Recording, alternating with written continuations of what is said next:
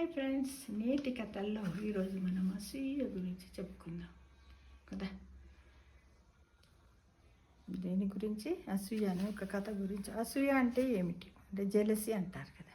అంటే ఇతరులు తనకంటే అన్నిట్లో ఎక్కువగా ఉండి ఆర్థికంగా కానీ, ఆరోగ్యరీత్యా కానీ, తను అనుభవించే సౌకర్యాల రీత్యా కానీ, సొసైటీలో మంచి పేరులో కానీ, కార్లల్లో తిరగడము, చక్కటి బట్టలు వేసుకోవడము, ధనధాన్యాలతో ఉండడము, పేరు ప్రతిష్టలు వచ్చినట్టయితే వాళ్ళ మీద మనకి ఎలా ఉంటే వాళ్ళతో మంచిగా మాట్లాడతారు తీయ, కానీ వాళ్ళ మీద జలస్సి ఉంటుంది. కానీ ఆ జలస్సి మంచిది కాదు మిత్రమా.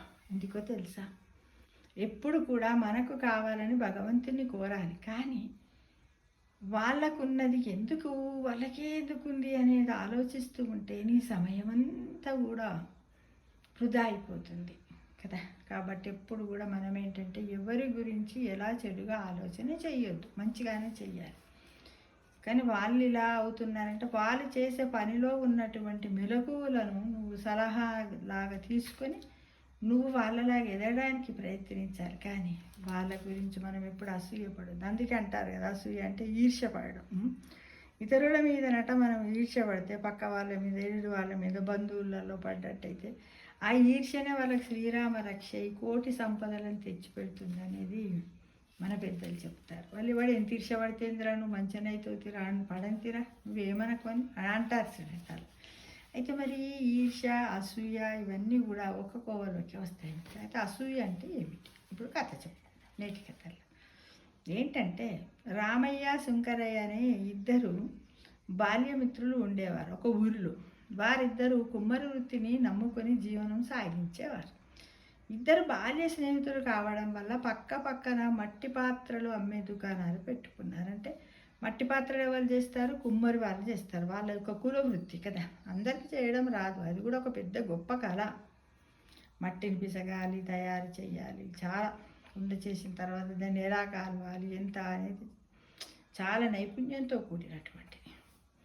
అయితే అలా చేసి పక్కనే దుకాణాలు. ఇప్పుడు మామూలుగా మనం కూడా మార్కెట్లో ఎటన్నా వెళ్ళినట్టయితే ఒక లైన్ మొత్తం జ్యువెలరీ షాప్స్, ఒక లైన్ మొత్తం బట్టల దుకాణాలు, ఒక లైన్ మొత్తం కిరాణా దుకాణాలు, ఒక లైన్ మొత్తం పండ్ల దుకాణాలు, ఇలా రకరకాలు ఉంటాయి కదా. అలానే స్టీల్ సామాన్ల దుకాణాలు, వెండి సామాన్ల దుకాణాలు, అలానే వీళ్ళు కూడా ఇలానే మట్టి పాత్రలు అమ్మే దుకాణాలు కూడా మనం చూస్తాం. రోడ్డు పైన చూస్తాం, చాలా చోట్ల కూడా మనం చూస్తాం. పక్కనే చాలా ఉంటాయి కదా.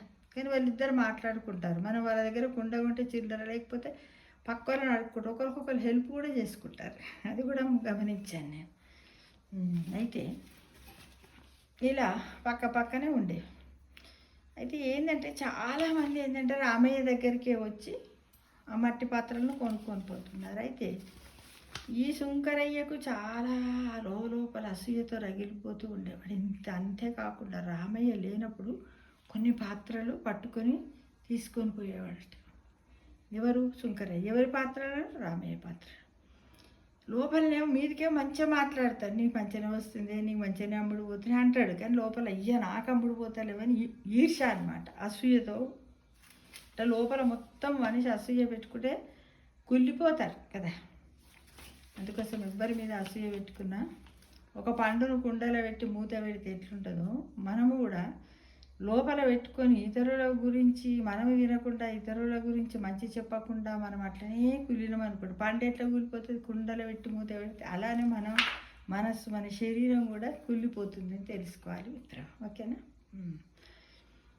అయితే పట్టుకొని పోతున్నాడు.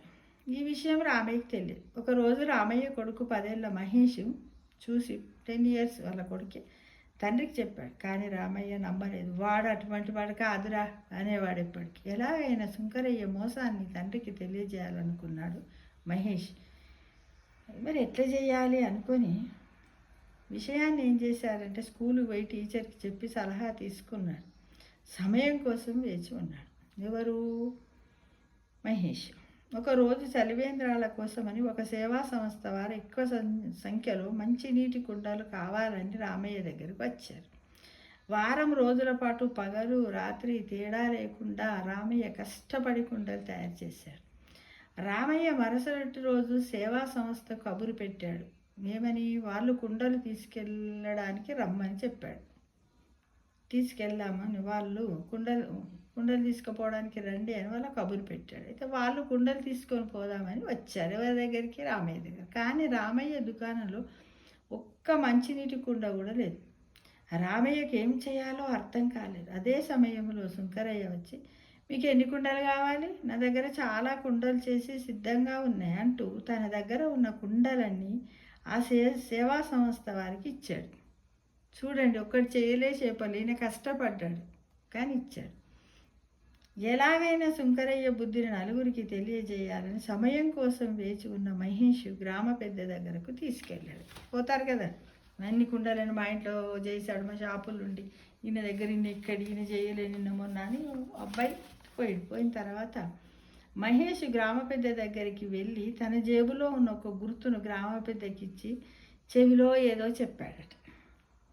తర్వాత గ్రామ పెద్ద వచ్చి కుండలన్నీ పరిశీలించగా అన్నీ కూడా మహేష్ చెప్పినట్టే ఏం చేశాడంటే, ఇది ఎలాగూ చేస్తున్నాడు కదా, కుండలని లేనప్పుడు తీసుకుపోతున్నాడని ఏం చేశాడంటే ఏదో ఒక గుర్తుని చేసి ఆ కుండకు ఎక్కడనో కిందనో ఎక్కడో వేసాడు. ఆ విషయం శంకరయ్యకి తెలియదు. మరి ఇప్పుడు ఏదైనా నిరూపించాలంటారు అంటే ఏదైనా ఒక సాక్ష్యం ఉండాలి కదా. అయితే మహేష్ అలా చేశాడు. పరిశీలించగా ఎవరు గ్రామ పెద్ద అన్ని కుండలు కూడా మహేష్ చెప్పినట్టే ఉన్నాయి. దాంతో ఈ కుండలన్నీ రామయ్య చేసినవి, శంకరయ్య చేసినవి కావు అని తీర్పు చెప్పాడు. చూడు శంకరయ్య, మహేష్ చిన్నపిల్లవాడైన నీ బుద్ధిని బయట పెట్టడానికి చక్కగా ఆలోచన చేశాడు. నువ్వు కుండల దొంగతనం చేస్తున్న విషయము మహేష్ వాళ్ళ నాన్నకి చెప్పిన నీ మీద ఉన్న స్నేహాభావంతో రామయ్య నమ్మట్లేదు. అందుకే మహేష్ వాళ్ళ టీచర్ సలహాతో చక్కగా ప్రతి కుండకి బయటకి కనపడకుండా లోపలి వైపు రామయ్య అనే ముద్ర వేశాడు. వాళ్ళ నాన్న పేరు ఉన్నటువంటి ముద్రని లోపలేశాడు. దాంతో అడ్డంగా దొరికిపోయావు అన్నాడు గ్రామ పెద్ద. ఆ మాటలకు శంకరయ్య పశ్చాత్తాపంతో రామయ్య వద్దకు వెళ్ళి, ఇకపై తప్పు చెయ్యనని, నన్ను క్షమించమని, మన్నించమని క్షమాపణ అడిగాడు. మహేష్ తెలివిని, సమయస్ఫూర్తిని అందరూ మెచ్చుకున్నారు. అంటే చూడండి, నువ్వు ఈర్ష్య పడితే పడు, కానీ భగవంతుని ఏం ఈర్ష్య పడదు, అసలు ఈర్ష్య పడద్దు. నువ్వేంది కష్టపడ్డానికే ఫలితం ఉంటుంది, వాళ్ళకే తృప్తి ఉంటుంది, వాళ్ళకే ధనము వస్తుంది, అన్నీ వస్తున్నాయి మంచి. కష్టపడకుండా ఎవ్వరి సొమ్మును తినవద్దు. మన కష్టాన్నే నలుగురికి పంచిపెట్టడానికి మనం ముందుండాలని ఈ కథ ద్వారా ఎవ్వరి మీద ఈర్ష్య, రాగద్వేషాలు, అసూయ ఉండొద్దు. ఇది చిన్నప్పటి నుంచి మన పిల్లలకి చెప్తూ ఉండాలి. కానీ చాలామంది ఇప్పుడున్న సొసైటీలో మొత్తం 95% అసూయతోటే ఉన్నారు. ఎందుకంటే ఒక పెద్ద ఫ్యామిలీ ఉందనుకోండి, ఆ ఫ్యామిలీలో ఒకరికి చదువు అబ్బుతుంది, ఒకరికి బిజినెస్ అబ్బుతుంది, ఒకరికి ఏమీ రాదు, ఒకరికి జ్ఞానం కూడా అలానే, ఒకరికి ఎక్కువగా ఉంటుంది, ఒకరు ఎక్కువగా మాట్లాడతారు, తక్కువగా మాట్లాడతారు. అప్పుడు ఏంటంటే ఈ తక్కువగా మాట్లాడిన వాళ్ళు ఎక్కువ వాడికి ఏంది, వాడు అన్నీ చెప్తాడు ఇది అంటాడు. కానీ నేను వాళ్ళ లెక్క ప్రయత్నం చేస్తా మాట్లాడడానికి, లేకపోతే వాళ్ళలా నేను బిజినెస్ చేస్తా సంపాదించుకోవడానికి అని ఒక మంచి చిన్న ఆలోచన చెయ్యండి. ఎందుకంటే నీకున్నటువంటి అమూల్యమైన సమయం అంతా ఎదుటి వాళ్ళ గురించి ఎందుకు నువ్వు ఖర్చు చేసుకుంటావు మిత్రమా కదా. మన గురించి మనం ఆలోచించుకుందాం. మనము ఎందుకు ఇలా పైకి వస్తలేము, నేను ఏ తప్పులు చేశాను, నేను సరి అయిన టైంలో నేను చేయలేకపోయానా ఏంటి అని మనం అందరం ఇలా తెలుసుకోవాలంటే ఒక రైతుని పరిశీలించండి. ఒక రైతును పరిశీలించండి. వ్యవసాయం చేసే వాళ్ళను, తోట పని చేసే వాళ్ళను, కూలీ, వీళ్ళందరూ చూడండి, వాళ్ళు ఎంతసేపు వాళ్ళ గురించే కానీ పక్క వాళ్ళ గురించి అసూయపడు. వాళ్ళు ఎన్ని శ్రమను నమ్ముకుంటారు, భగవంతుని నమ్ముకుంటారు. మనం కూడా అలానే ఈ కథ ద్వారా నీతి ఏంటిది, మన శ్రమను మన సమయాన్ని మనము వినియోగించుకోవాలి. కానీ ఇతరుల మీద ఎలాంటి అసూయ, ఈర్ష్య, రాగద్వేషాలు ఉండొద్దు. పడ్డట్టయితే మనం ఒకరోజు ఒక 10% మన వల్ల ఈర్ష్య పడితే వాళ్ళకి 100% భగవంతుడు మంచి చేస్తాడనే విషయాన్ని మనం తెలుసుకోవాలి.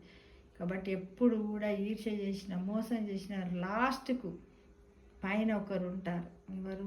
భగవంతుడు, ఈశ్వరుడు ఉంటాడు. అదే మనకు ఒక గొప్ప ఐసీ కదా, మనకి ఒక సీసీ కెమెరా లాంటిది. కాబట్టి ఎప్పుడు చేయకండి మిత్రమా, మీరు మాట్లాడే మాటలో స్వచ్ఛత ఉండని, మోసం చేయకండి, భగవంతుని నమ్ముకోండి, శ్రమను నమ్ముకోండి, నిజాయితీగా ధర్మంగా బతకడానికి ప్రయత్నిద్దామని మనం అందరం భగవంతుని ఎల్లవేళలా కోరుకుందాం మిత్రమా.